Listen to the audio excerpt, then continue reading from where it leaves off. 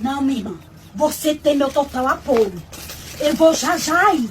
Não se preocupe, não. Você não tá só nisso, não. Eu vou já ir. Que foi? Tá, tchau. Que foi? O safado do Alex. Tu acredita que minha irmã pegou na fatura do cartão dele um pagamento que ele fez num motel de 50 reais, Jovel? Como é que ela sabe que é do motel? Porque ela viu lá. 50 reais do motel. Não. Isso é mentira de sua irmã. Mentira? É mentira de sua irmã. Por que tu tá dizendo que é mentira Porque de mim? pagamento de motel não aparece o nome motel não, minha filha. Geralmente eles colocam assim, de uma loja, de um bar, qualquer coisa, eles não colocam motel não, que é pra a mulher não desconfiar.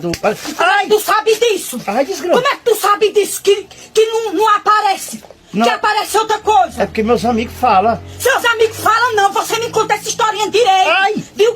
Eu vou pegar as faturas do seu cartão e vou olhar direitinho. Não, se tem não, alguma ai, coisa não, errada. tu- Não. Não, não. Agora é comigo e você. Não, Eu vou sai, ver. sai.